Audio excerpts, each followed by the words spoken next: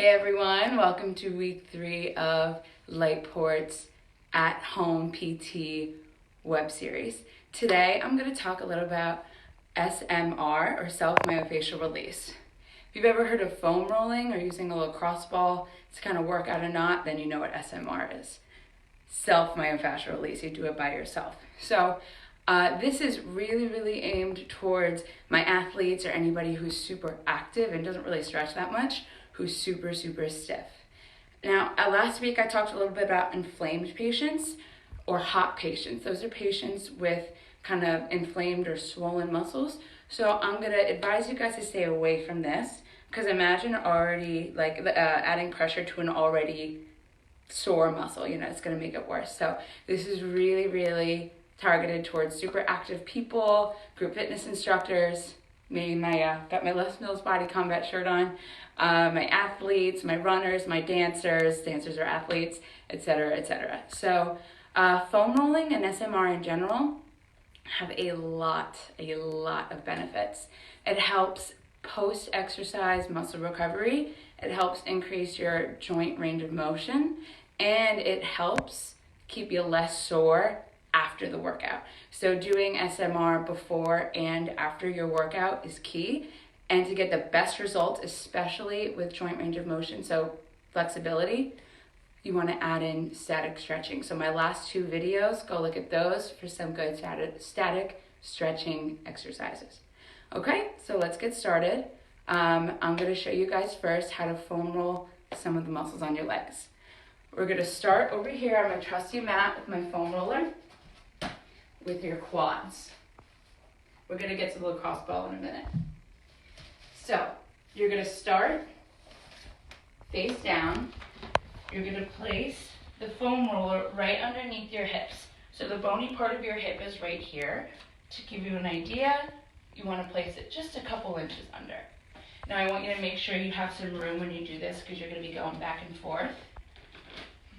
You keep your hips square to the ground, and you use your arms, your forearms, however you feel most comfortable, and you move forward all the way to the very top of the knee and backwards, all the way to the very top of the legs. Now our insertion point are at the very top of the legs and right above the kneecap, which is why you have to cover such a broad range.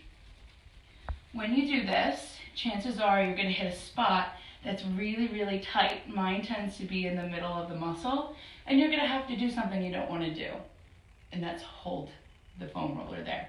So once you feel that spot, you want to try to hold this for up to 60 seconds. Try to at least get 30. At first, your muscle's going to tense up a little bit. That's normal. Then it'll start to relax. If it's your first time foam rolling, it might be a little tender and you might not even be able to hold it for 30 seconds. That's okay. Just try to hold it for as long as you can. What happens is it tenses up at first because your muscle senses the pain and your muscle is telling you to get off, there's pain, ow. But then the pressure actually sends a signal to a part of your muscle that says, relax, we're trying to loosen this up.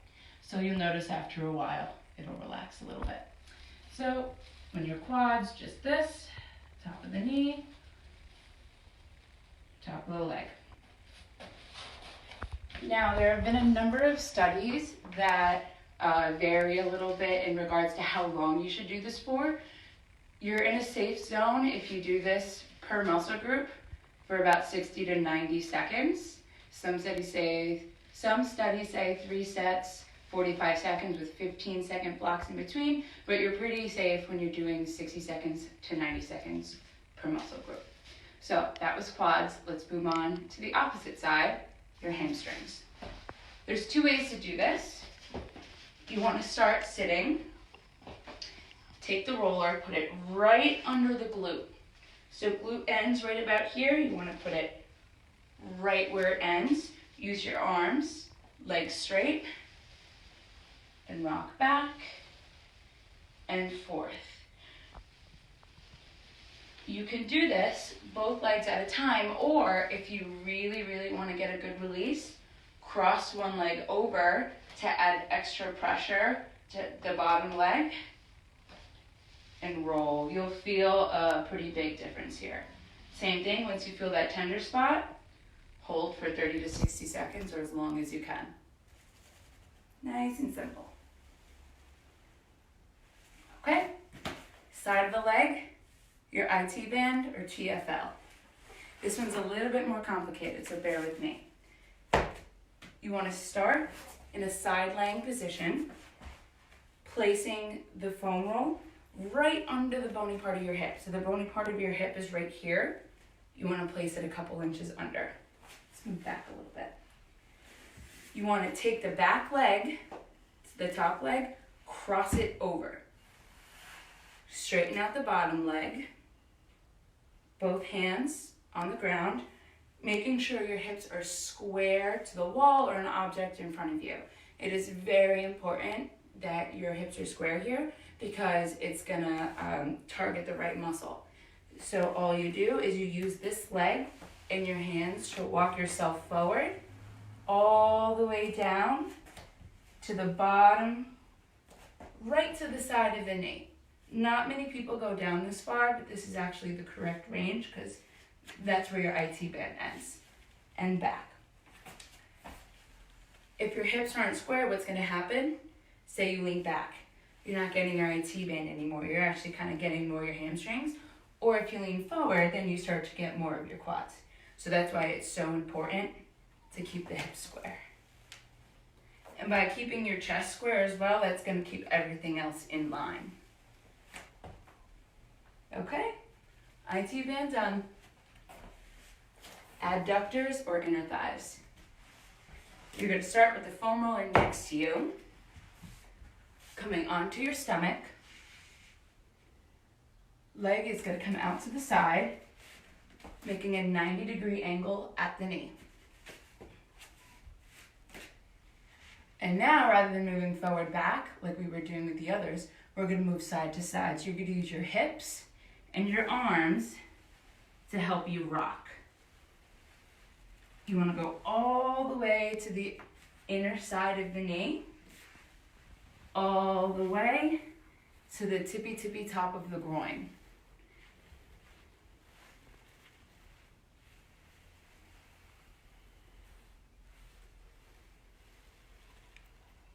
Perfect. Adductors done. I'm going to give you 2 more.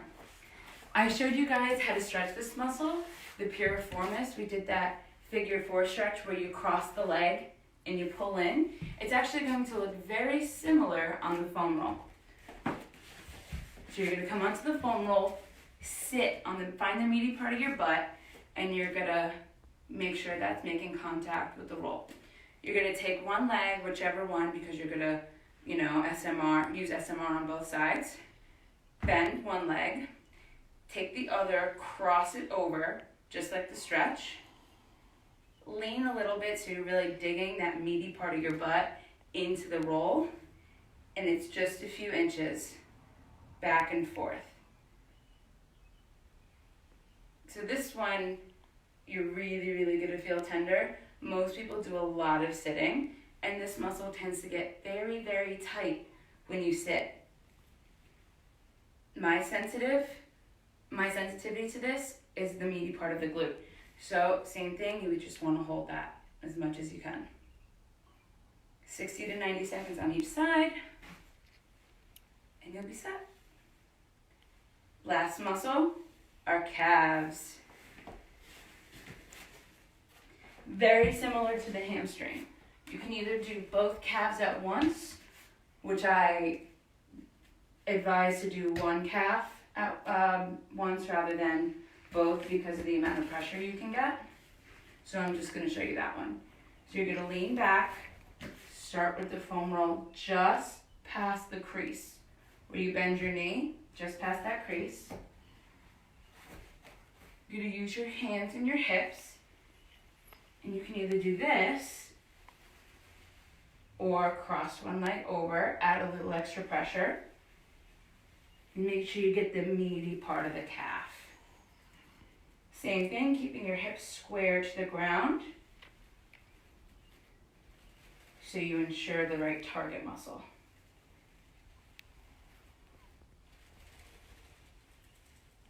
Okay, let's move on to the lacrosse ball. Trusty little, very inexpensive piece of equipment. I got this off Amazon for, I think I got 2 or 3 for $12. The foam roller is not very expensive either. 2 amazing pieces of equipment I would really recommend investing in because they can do so much good. And you know, you're only investing probably $30 total. So I'm really only gonna give you the gist of digging into your shoulder a little bit. But what I tend to do, because I'm very tight, I can just feel where the knots are on my back. So I find a tender spot and I feel where there's a little bit of a raise and place the lacrosse ball as close to that area as I can. If you're not really sure or you can't feel anything on your back, then, place the lacrosse ball kind of where your shoulder blade starts to jut out a little bit.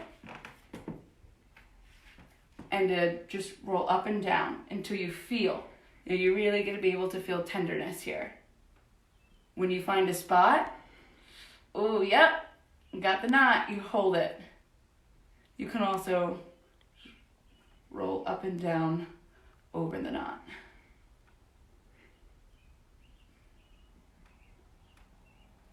That's it, nice and simple.